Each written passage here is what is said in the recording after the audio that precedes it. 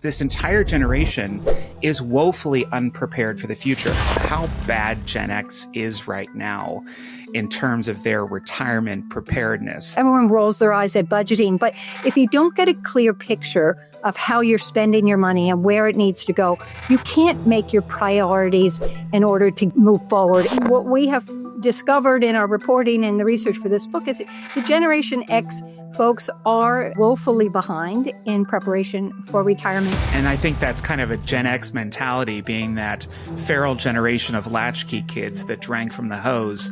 They always kind of made things up as they went along. It's not just a number you're saving for, but it's a life that you want to live when you're older. I think it becomes more dreamy, a little less scary. What do you say to those folks that are still struggling today? How do they make that next shift into those quote unquote retirement years, those post 65 years? I think that. Are you ready for your retirement? Today, we're talking about the entire generation known as Generation X. They're quickly approaching these retirement years as some of them move into their mid-60s. And this is problematic because this entire generation is woefully unprepared for the future. I'm Bradley Sherman, and this is Population Next. And on today's episode, we're speaking to two of the experts in the field. They're the authors of a new book called Retirement Bites, Kerry Hannon and Janna Herron. And we're going to engage them in conversation today about what Gen X can do now to pivot and further prepare for their retirement years when so many headwinds have pushed against them for most of their lives.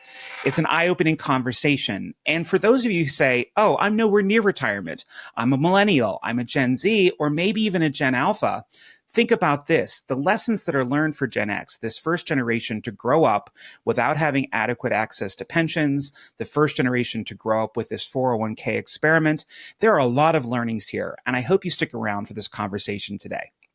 Kerry and Janna, thank you so much for joining me today on Population Next. Thanks for having us. Great to be here, Bradley. Kerry, I'd like to start with you to give us kind of a level set of how bad Gen X is right now in terms of their retirement preparedness. This is the tough part of the conversation. I understand that they only have about 40,000 in retirement savings. Is that right? And how do we get here? Well, there's a statistic that Jenna and I have sort of teased out from our research, and there's numbers that kind of float all around that area. And of course, Bradley, as you well know, this is an individual by individual thing. So when we make blanket statements like that, it's just taking a snapshot at this generation. And what has happened is, yes, in fact, what we have discovered in our reporting and the research for this book is the Generation X folks are woefully behind in preparation for retirement in general. And there's some very classic reasons why this happened. And I would say the primary one is that when they entered the workforce, 401ks were just getting started. And this whole, now I know pensions didn't rule the world, but in fact, pensions were part of the retirement plan where your employer sort of provided these for you. Now it's do it yourself. And nobody told us how to do this, Right. And there was a small amount of money you could even set aside at that time and very few investment options. So it wasn't part of the dialogue, and no one had the financial education to take control. And the other piece of it, and so they got started later retiring and saving for retirement than the younger generations have. But in also, it's a time that, Bradley, you know this as well as Janna and I do, is that it's pretty hard to think about saving for retirement when you're decades away from it. But with the first Gen X are about to hit 60, it's kind of time to think about it. Right. And so, Janna, when we talk about this 401k, so we've got the 401k that emerged during the Gen X years, and it was really a response, as I understand it, to declining private sector pensions. But with this lack of knowledge around it, how do you think that really set Gen X back, certainly in comparison to their peers, either above or below the boomers or millennials? It wasn't really considered necessary, or, we were still very young. And we thought we had many, many decades to worry about this. There was also Social Security, which is another thing that's happening where you have a lot of uncertainty with the the reserve funds running out right when Gen X is starting to think about retiring. But it really this wasn't going to be the primary vehicle for getting through retirement. Not when I was in my 20s, not when my sister, my brother, who are a little bit older than me and are also Gen Xers, were in their 20s. And so it just wasn't something that we knew that we needed to do. And you see the younger generations have started doing that. They save more and they started saving earlier because they heard that message, but we never got it. We got it very late. Yeah, and the message was often delivered unevenly. I certainly remember my high school AP history teacher telling us that Social Security wasn't going to be around for us, and that was 30 years ago. But I imagine that message has been very unevenly delivered. Kerry, we know that the Generation X, that cohort, that 20-year cohort of people born between 64 and 81, they have also had to contend with other headwinds coming at them. Flattening of wages, rising costs for housing, rising costs for healthcare, rising costs literally across the board. And now they're being sandwiched at the same time, taking care of children and their parents in many cases. Tell me, how does this all factor into planning for a retirement that actually works? It's super hard in many ways because you have these competing priorities. And it's really hard to say, hey, Mom, I can't help you out with those medical bills because I've got to save for my retirement. This is an immediacy that some of these things you need to help and step up and help with monetarily today. So it's tricky to make these are emotional choices of what we do with our money.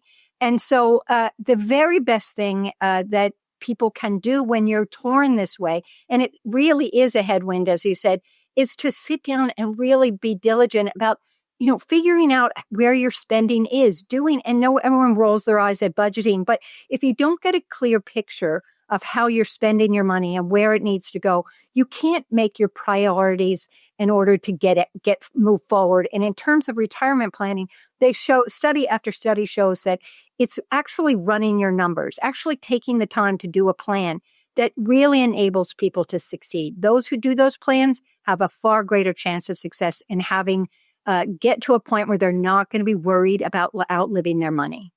I also think that this involves a lot of hard conversations with your family, up and down the different generations. You need to speak with your parents if they're still alive, know what their plan is, what their expectation is when they get older, and they're going to need a lot more care. Because what ends up happening, if the money's not there, then you have adult children stepping in, becoming caregivers, and that might take them out of the workforce right when they're earning the most money that can be used toward their retirement.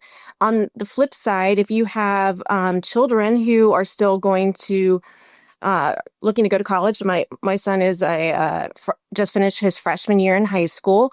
Have those frank conversations about what can we afford as a family when it comes to your college, because I don't want to saddle him with debt, but I certainly don't want to saddle myself with debt either. And if your children are already past the college point but they still need help. I know, like my sister's kids, they're still launching. What can you do? What's feasible? And the best way to do that is to know what you have in your budget. Right. And this is, to some degree, if I'm hearing you, generational planning and actually looking at the full family unit, which today is more and more multi-generational. And we've had just on recently Eliza Philby, who talks about the bank of mom and dad, and she talks about the psychology of money and the fact that we're not having these open and honest conversations. But I'm curious about this, Kerry in particular. What role does inheritance play in retirement planning? And how do you think about that conversation maybe a bit differently with your parents, your adult parents? Yeah, and Bradley, we should note, and I believe this is something that you've written about too, is that Gen X is actually, there's two different subsets of it, right? I mean, the younger Gen X is more likely to get a generational wealth transfer than the older group. And so when there is that possibility of an inheritance, this is something that you do need to sit down and really map that out with your kids. For your parents, sit down. If you're the Gen Xer who may be inheriting, when might this happen, and in what form might this come, and what, how would they like to see their legacy played out? I mean, these are pretty important choices, and it will reflect on a myriad of financial decisions you're going to make with your life, including where you're going to live, and so forth. So I think it's important to, if that you anticipate having that kind of inheritance and wealth transfer, that you get on board. And I'm a big fan of having a financial advisor. If you can work with somebody who's objective, who can really look at the situation and really put an estate plan in motion of how that transfer is going to happen and in what time frame. Yeah, it certainly sounds like these days, because of the complexities of retirement and certainly the complexities for Gen X, they need not just that financial planner, but also that lawyer to help them navigate the legalities of things, but also those psychologists that can help you kind of deal with all this mental stress. And Jenny, you talk in the book about kind of shifting that mindset towards retirement. Walk me through what that mindset shift really looks like, because we've been so focused as Gen Xers on earning and kind of keeping our head above water. How do we shift into that next stage with confidence? Yeah, I think that when you think about retirement, the first thing is it's probably not your parents' retirement. And so we're in a situation where we can transform what retirement means for us. And that can mean a lot of different things. And I think if you start looking at retirement, it's not just a number you're saving for, but it's a life that you want to live when you're older, I think it becomes more dreamy, a little less scary. I love talking to my husband. We sit down and go over our finances. Like, what are the things that we want to do? And right now we're really into getting a teardrop camper and going all over road tripping the United States and Canada and Mexico. And that sounds like really fun to us. And so how do we make that happen? And so it makes goal setting much easier if you know the sunny skies that you're trying to go to. And I think that's one of the things that can help you stay motivated and helps you to make those trade-offs that sometimes you have to make that are painful, right? Do I want this now, or do I want to save that money for something later? And then Kerry talks a lot about how you don't have to necessarily just completely retire from work. You might have second acts. And that is a really interesting concept as well, because that also keeps you engaged socially. It gives you some purpose. And you might do something that you're like, when you were younger, you were like, I don't know, it's too big of a risk for me to go and become an interior designer or something. But maybe you can do that part-time or work with an interior designer or something like that. I love interior design. That's why. And so I think that's another way to think of retirement, that it can be kind of different steps too. It doesn't have to be just we stop working. It could be I try this new thing, and then we try to go camping across the country, or maybe we go on cruises all over the world, or maybe we just get to be with our grandkids. And all those things are wonderful aspirations. Right. And Kerry, I think you refer to it as retiring from to retiring to.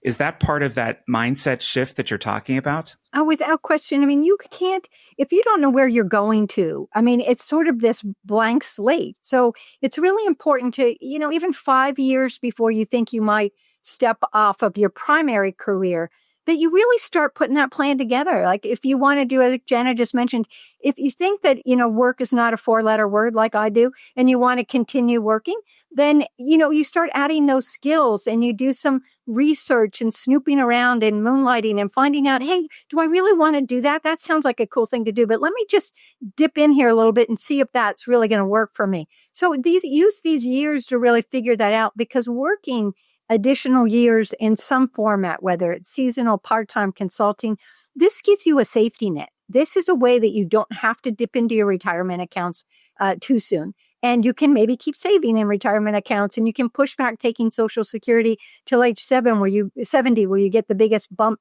in your checks for the rest of your life. These are all little pieces of it, but what Jenna alluded to is it's the mental payoff of being able to have a plan to go to. It's the health in it, and it comes back to your health as well and feeling relevant.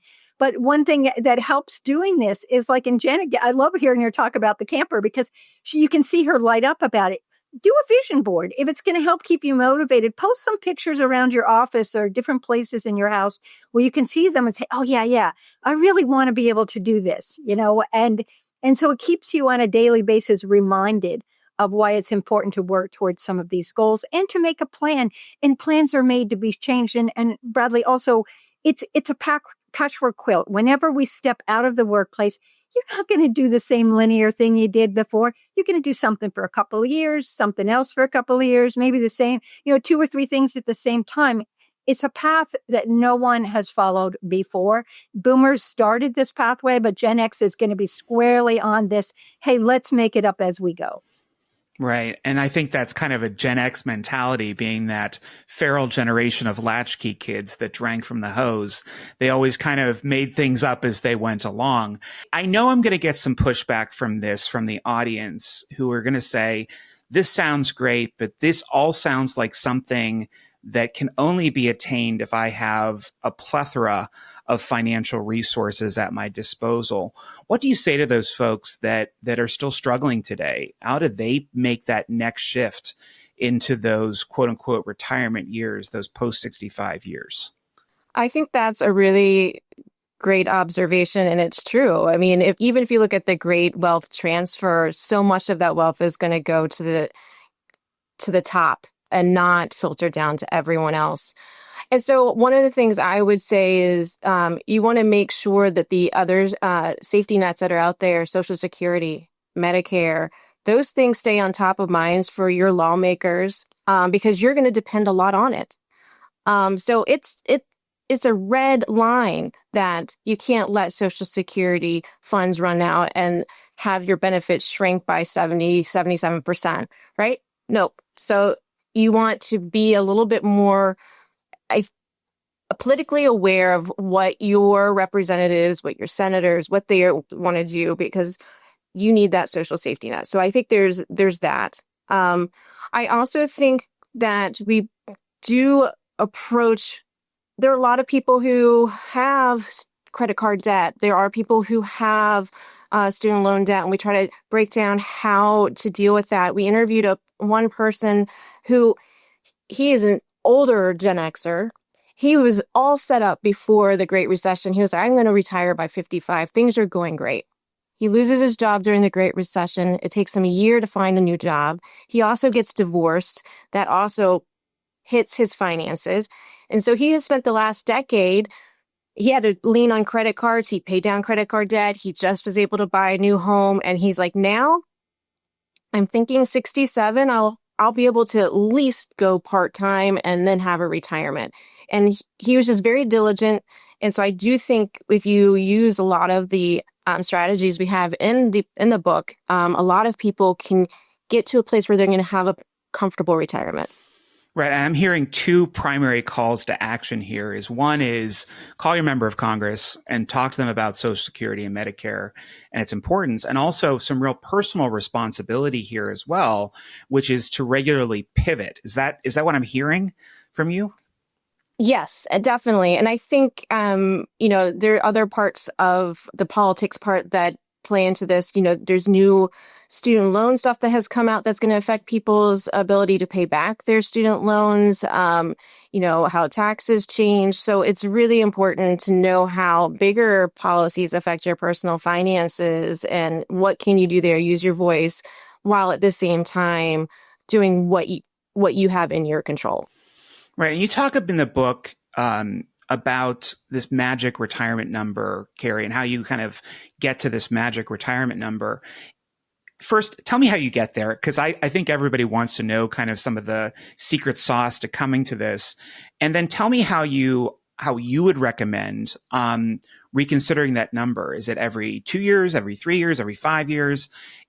Are these just kind of guides or goalposts that you should consider? Give me your wisdom on this. Well, thanks, brother. That is a great question, because the number, that's what everybody always throws around like, oh my gosh, I need to have $1 million to save in order to step out of the workplace, or I need 2 million, it's like people throw darts at this number in terms of how much they need to have accumulated. But it's not, and what we provide in the book is not a paint by numbers thing. This is, you sometimes have to paint outside the box a little bit here on these things, because everyone's going to create their own sort of design for what that number is going to be. But I'm going to toss this to Janna, because she did a lot of digging down into how the whole process. So Janna, would you mind stepping in and sort of exploring? Sure. So I think the biggest part of it is knowing how much money yearly you're going to need in retirement. And that's knowing how, what expenses you're going to bring into retirement versus, and additionally, what kind of discretionary income. And so that's where you start. That's your run rate. My husband and I talk about this all the time. And so if you don't have debt obligations, or you don't expect to have debt obligations when you go into retirement, then that run rate gets smaller. And so it makes it easier for you to get that. You need a smaller retirement number. And it's really interesting because a lot of the financial planners I spoke to, they said, especially when people are in their 40s and 50s and they're earning a lot more money and they've loosened the purse strings. I know this from personal experience. You stop thinking about exactly how much is going out the door and how much is coming in. So you're like, how much do I really spend a month? I have no idea. And so you need to figure that out, because what you want to do, right? You want to have a lifestyle in retirement that's similar to what you have now. Maybe you want even more. So then you would have to save more. So the starting point is really figuring out how much money you spend every year.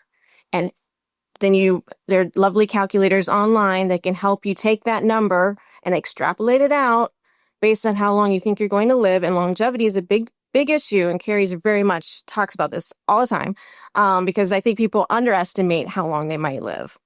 And there you go. That helps you get to where you need to be. Those calculators also factor in medical costs, which, start out low in your retirement, but then kind of skyrocket by the end of the retirement.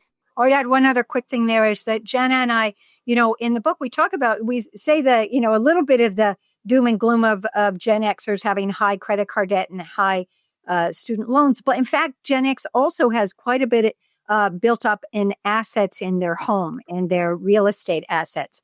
So they do have some of that. So one thing that's a possibility to get to that number is, when you get to that point, you may choose to, you might not have have a mortgage payment, what have you. You may have, your home may be paid off, or you have the opportunity to take the equity out of that home and go and buy in a location where things are less expensive, the cost of living is lower, and pay cash for that home even. And it opens up possibilities for how your expenses might be in retirement, by choosing, maybe potentially moving to a lower cost area of the country where hopefully your family and friends as well.